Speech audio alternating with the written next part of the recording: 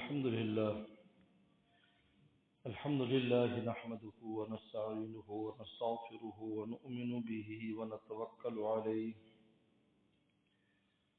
ونعوذ بالله من شرور أنفسنا ومن سيئات أعمالنا من يهده الله فلا مضل له ومن يضلل فلا هادي له ونشهد أن لا إله إلا الله وحده لا شريك له ونشهد أن سيدنا وسندنا وحبيبنا وشفيعنا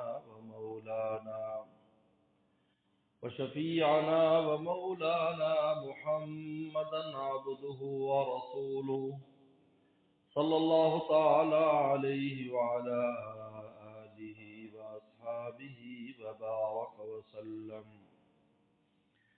أما بعد فأعوذ بالله من الشيطان الرجيم. بسم الله الرحمن الرحيم. وذروا ظاهر الإثم وباطنه.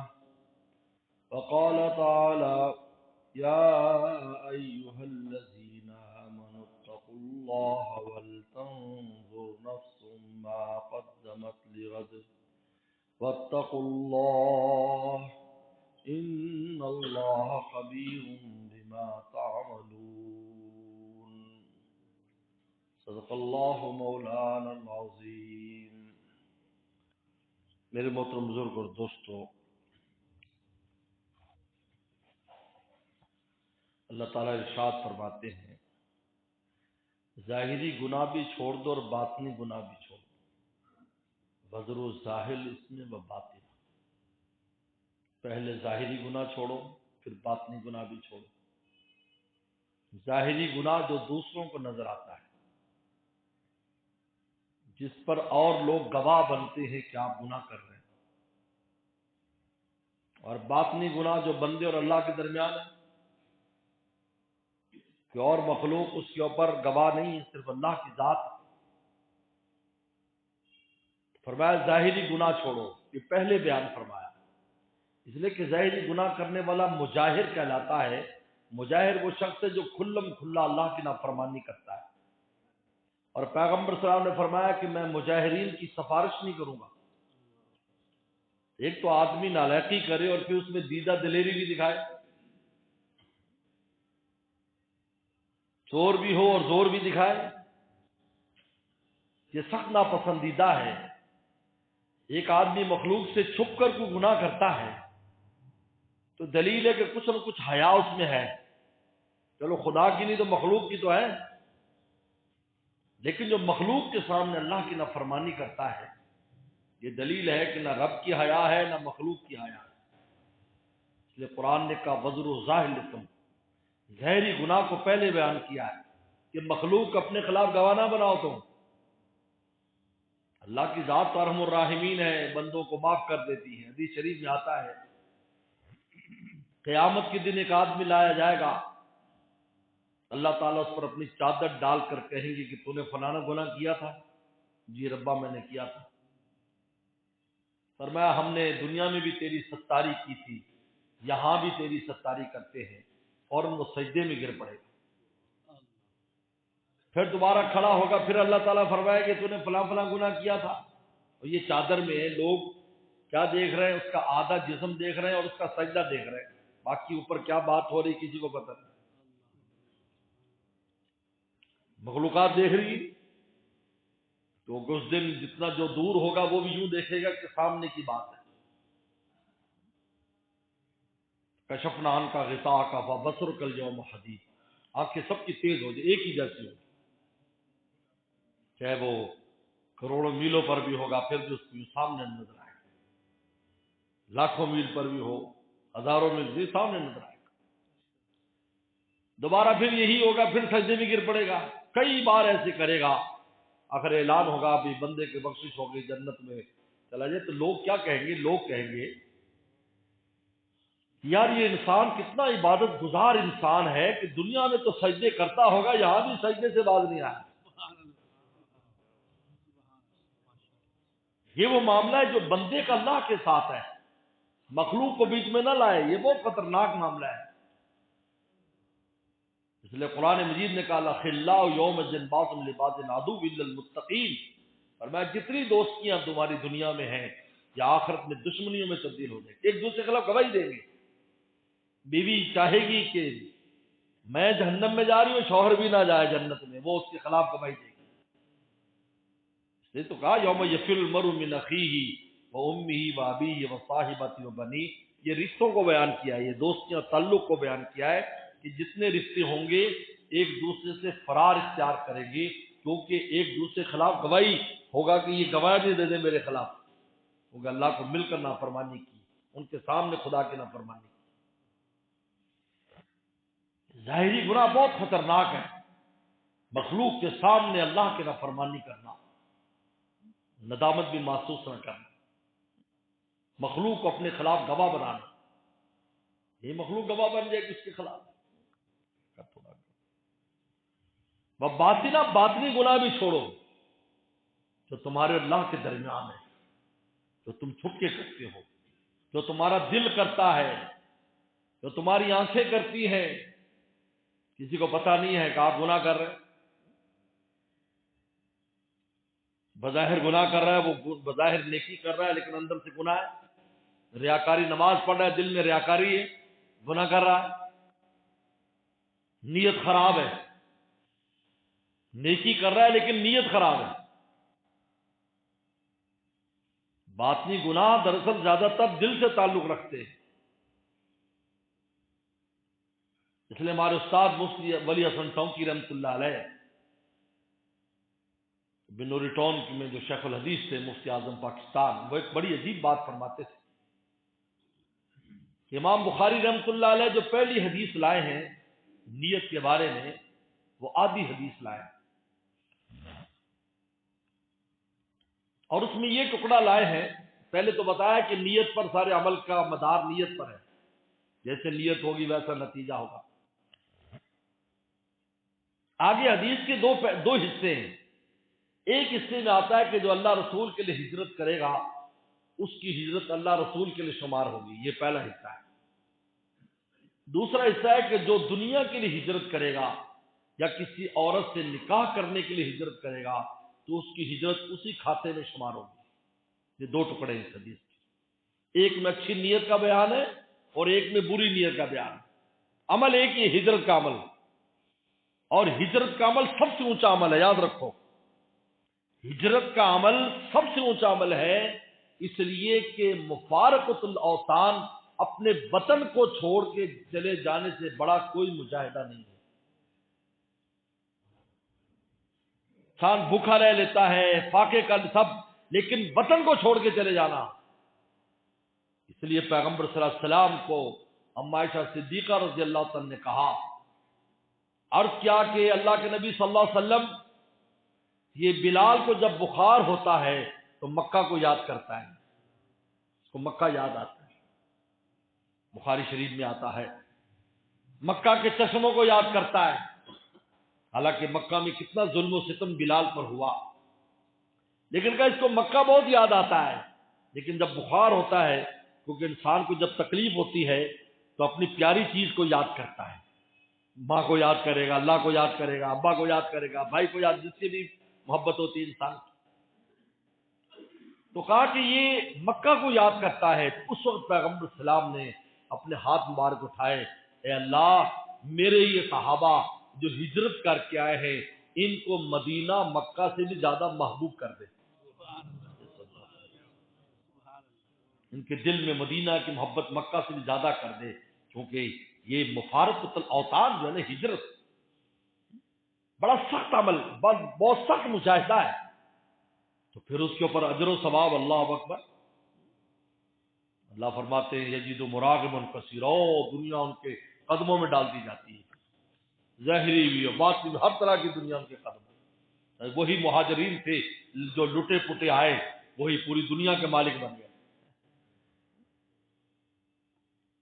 تو اس لیے پیغمبر سلام نے ہجرت کی بات کی کہ ہجرت جو سب سے اونچا عمل ہے، اس میں بھی اگر نیت خراب ہوگی تو تو کچھ ہاتھ آنے والا نہیں. امام بخاری رحمۃ اللہ علیہ نے ہمارے استاد فرماتے تھے کہ اس کا پہلا حصہ ذکر نہیں کیا کہ اللہ رسول کے لیے ہجرت والا حصہ ذکر نہیں کیا. دوسرا حصہ ذکر کیا ہے جو بری نیت کا ہے کہ اگر ہجرت دنیا کے لیے کرتا ہے یا عورت کے لیے کرتا ہے تو اس کی کھاتے میں جائے گی. تو حضرت فرماتے تھے مفتی صاحب کہ امام بخاری یہ بتانا چاہتے ہیں آدھی حدیث لا کر کہ تم کچھ بھی کرو بری نیت نہ کرنا کسی عمل میں، تمہاری بچت ہو جائے گی. اگر بری نیت کرو گے تو کتنا اونچا عمل کیوں نہ ہو، اس کی کوئی قیمت خدا کے آگے. کچھ نہ کر سکو تو کوئی نیت نہ ہو، بغیر نیت کی کر لیا، آپ کی کوئی نیت نہیں ہے. کسی نے کہا میری مدد کرو، آپ کی اس وقت کوئی نیت نہیں ہے کہ میں اللہ کے لیے مدد کرتا ہوں، آپ نے اس کی مدد کر دی، وہ پھر بھی اللہ تعالیٰ اس پر آپ کو اجر دے دیں گے. لیکن اگر بری نیت ہوگی کہ میں اس لیے مدد کروں کل کو یہ مجھے ووٹ دے گا، یہ اس لیے نیت کروں کل کو میری یہ سپورٹ کرے گا، میں اس لیے جو ہے اس کی مدد کروں کہ کل کو یہ میرا نعرہ لگائے گا، تو میرے دوستو کسی کھاتے میں بھی نہیں ہے. ہجرت جیسا عمل کی اگر بے قیمت ہو سکتا ہے جو اعمال میں سب سے اونچا عمل ہے میرے دوستو، تو بتائیے کسی اور عمل کی کیا حیثیت ہے. اس لیے امام بخاری یہ لائے اس لیے کہ نیت بری، کم از کم تمہاری نیت بری نہیں ہونی چاہیے. اگر اچھی نیت نہیں کر سکے تو بری نیت بھی نہ کرو. اور حضرت حکیم الامت تھانوی رحمہ اللہ نے تو مسئلہ ہی حل کر دیا. کہا کہ جب غیر اللہ کی کہیں نیت نہ ہو کسی نیکی میں، آپ نے نیکی کی لیکن غیر اللہ کی نیت نہیں ہے، تو حضرت فرماتی اللہ ہی کے کھاتے میں ہے، کیونکہ دنیا میں دو ہی قوتیں ہیں، یا اللہ ہے یا غیر اللہ ہے. جب غیر اللہ نہیں تو اللہ ہی ہے، پھر اللہ ہی ہے.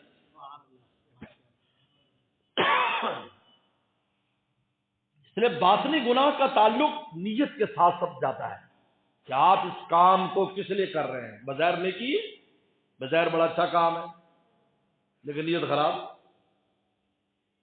جیسے سیدنا امیر معاویہ رضی اللہ عنہ کا واقعہ آتا ہے کہ ایک بار حضرت کی صبح کی جماعت رہ گئی تو بہت روئے دھوئے اللہ کے سامنے کہ میری جماعت رہ گئی، غم اور افسوس کیا، ندامت کی. تو اگلے دن چونکہ حضرت 30 سال تک عالم اسلام پر ان کی خلافت رہی ہے تو رات کو بھی کافی دیر تک امور سلطنت میں مشغول رہتے تھے، تو نیند کی کمی کی پھر معاملہ ہوتا ہے. اسی وجہ سے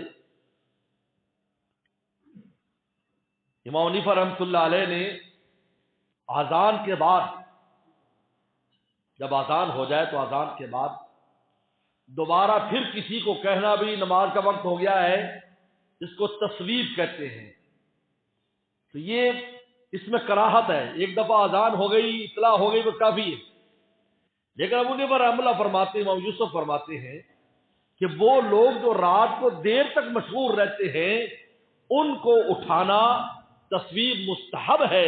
لہذا ان میں علماء بھی شامل ہیں، ان میں قاضی بھی شامل ہے، ان میں خلیفہ بھی شامل ہے. اس کو جا کر اطلاع دی جائے کہ بھئی نماز کا وقت ہو گیا، کیونکہ رات کو دیر تک وہ امور مخلوق کے لیے مشغول رہتے ہیں. ایک عالم ہے تو وہ علم کو، طالب علم ہے علم یاد کر رہا ہے، وہ اپنے لیے تھوڑی کر رہا ہے، دوسری مخلوق کے لیے کر رہا ہے. ایک عالم ہے رات کو محنت کر رہا ہے تو مخلوق کے لیے کر رہا ہے، طلبہ کو پڑھائے گا، صبح رات مطالعہ کر رہا ہے. قاضی ہے رات کو فیصلے دیکھ رہا ہے کہ صبح فیصلے کر رہے ہیں. اس طرح تو ان کو اٹھانا مستحب ہے، ورنہ عام آدمی کو جا کر یہ کہنا کہ بھائی نماز کا ٹائم ہو گیا نماز پڑھو، یہ مکروہ ہے. اس لیے کہ جب اذان ہوگی تو اس کو خود جانا چاہیے. تو سیدنا امیر معاویہ رضی اللہ تعالیٰ عنہ پھر وہ چونکہ رات تو کسی نے آ کر اٹھایا، اٹھو اٹھو نماز.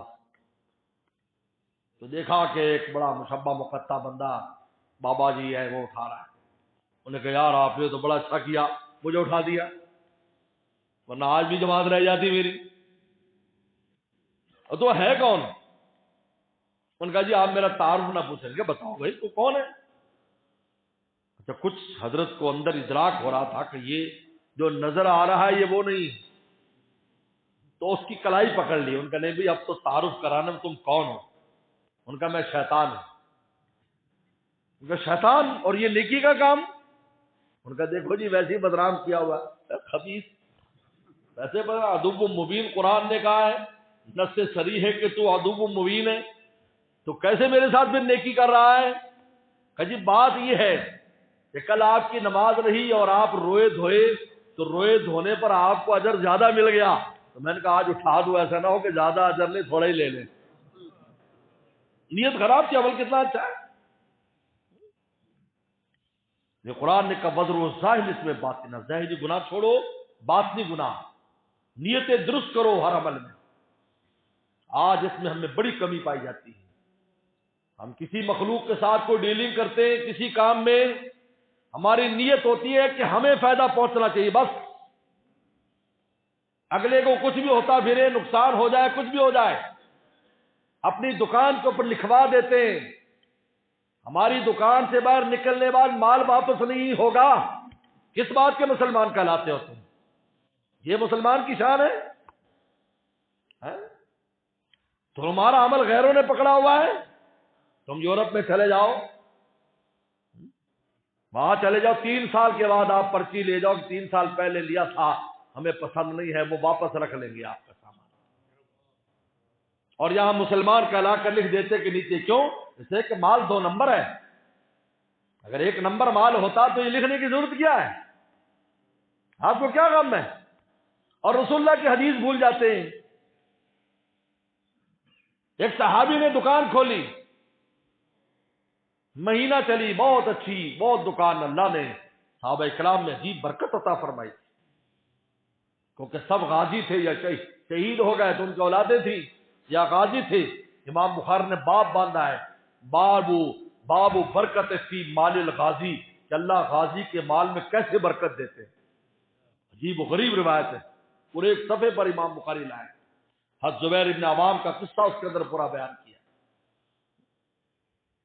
جن پر اتنا قرضہ تھا کہ لوگ کہتے تھے کہ ان کا قرضہ پورا قبیلہ بھی چاہے مل کر اتارنا تو قرضہ نہیں اتر سکتا. وہ قدر مہمان نواز تھے، ہر وقت دروازے کھلے رہتے تھے، قرض لے کر بھی لوگوں کو کھلاتے پلاتے رہتے تھے. لیکن ان کو مال غنیمت میں جو چیزیں ملی تھی، تھوڑی تھوڑی زمینیں کہیں کہیں ان کو جو جہاد میں ملی تھی، بعد میں جب وہ فروخت ہوئی تو حضرت کی 4 بیویاں تھیں. 4 بیویوں کو جو 8واں حصہ ملا، ہر بیوی کے حصے کے اندر 50 لاکھ درہم آئے. امام بخاری باب باندھا، بابو برکت فی مال الغازی، اللہ غازی کے مال میں کیسے برکت دیتے. جس زمین کو لوگ کہتے تھے کہ یہ لاکھ کی نہیں بکے گی، کروڑ میں فروخت ہوئی. صحابہ کرام کو اللہ نے عجیب برکت دی تھی.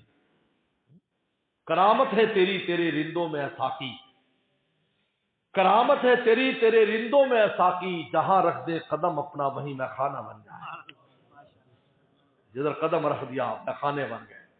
آج پورے عالم اسلام میں جہاں بھی اسلام نظر آ رہا ہے، جہاں حکومتیں نظر آ رہی، صحابہ کی دی ہوئی ہیں، ہم نے تو کم کی ہے، بڑھائی نہیں ہے. دکان کھولی، خوب برکت ہوئی. وہ 1.5 مہینہ دکان چلائی ہوگی تو ایک دن اعلان کیا بھی ہم دکان ختم کر رہے ہیں، کس نے خریدنے ہو تو لے لو. کوئی صدقہ کر دی، بیچ کے دکان جہاد میں چلے گئے. تو کسی نے کہا کہ بھلے مانس، اتنی اچھی تیری دکان چل پڑی، اتنا اچھا اڈا چل پڑا، آپ نے دکان ہی بند کر دی. تو عجیب بات فرمائی، کہا کہ بھی بات یہ ہے، میں نے پیغمبر صلی اللہ علیہ وسلم سے ایک روایت سنی تھی کہ من اقال نادمن اقال اللہ اثراتی یوم القیامہ، کہ جو کسی پچھتانے والے کا سودا واپس لے لے گا، اللہ قیامت کے دن اس کی خطاؤں کو معاف کر دیں گے.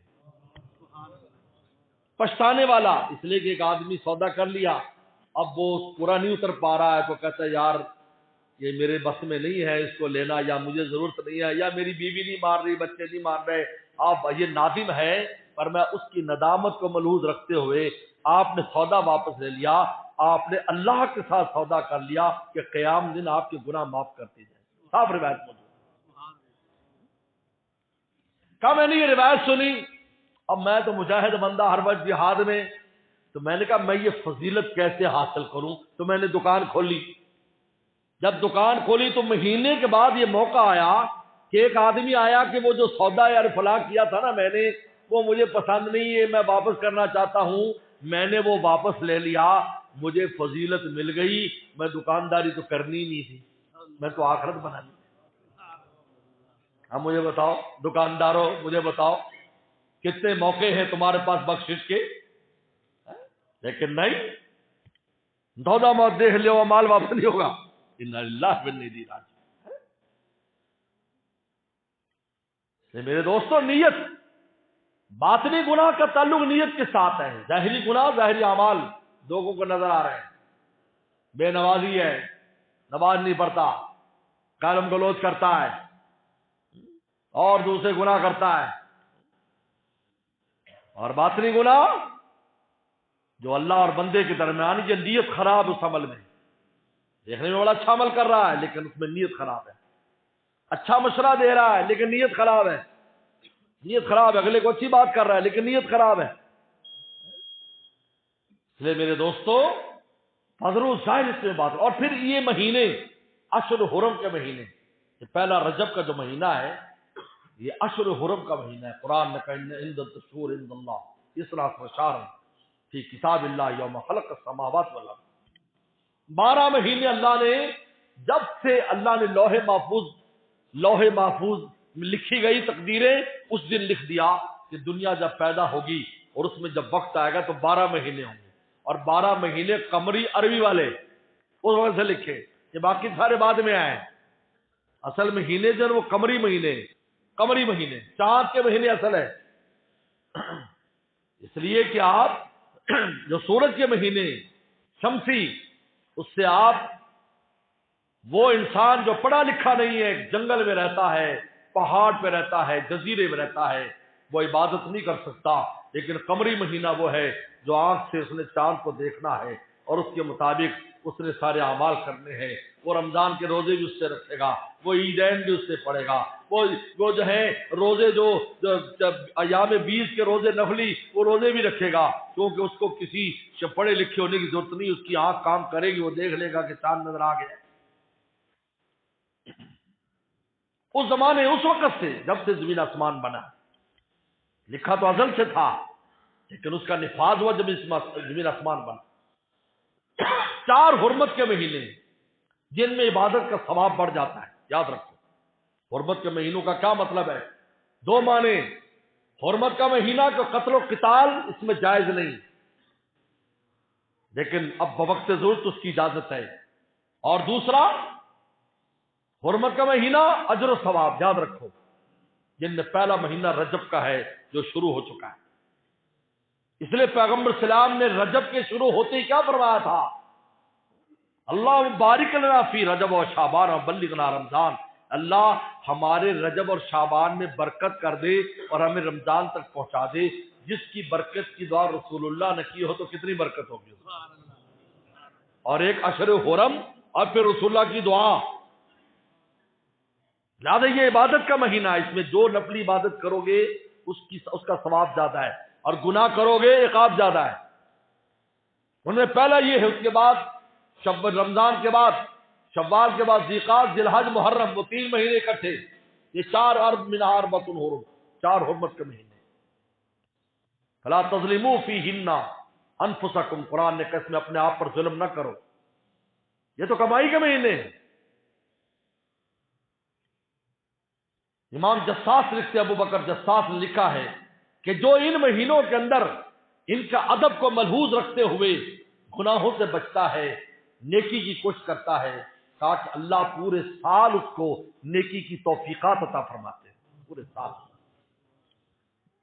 ان میں یہ مہینہ بھی رجب کا مہینہ، اس لیے بعض روایات میں آتا ہے 5 راتیں عبادت کی راتیں، 5 راتیں، ان میں رجب کی پہلی رات عبادت کی رات، پہلی رجب کی رات، کیونکہ رسول اللہ نے اسی وقت دعا شروع کی ہے، بارک لنا فی رجب، پہلے رات آتی ہے، کیا شروع ہو گیا کام۔ دوسری شعبان کی 15ویں رات، جس کو شب برات کہتے ہیں۔ تیسری لیلۃ القدر، جو 21، 23، 25، 27 اور 29 کے میں ہوتی ہے، اور چوتھی عید الفطر کی رات جس کو لیلۃ الجائزہ کہتے ہیں، اور پانچویں عید الاضحیٰ کی رات، عید الاضحیٰ کی رات جس وقت حاجی مزدلفہ میں ہوتا ہے۔ یہ 5 راتیں عبادت کی ہیں، یکم رجب، 15 شعبان، اس کے بعد لیلۃ القدر، پھر عیدین کی 2 راتیں۔ اور عیدین کی 2 راتوں کے بارے میں تو خاص طور پر رسول نے فرمایا جو ان 2 راتوں میں جاگ کر عبادت کرے گا، قیامت کے دن جب لوگوں کے دل مر جائیں گے اس کا دل زندہ رہے گا۔ بس اللہ تعالیٰ مجھے اور آپ کو عمل کی توفیق عطا فرمائے۔ یہ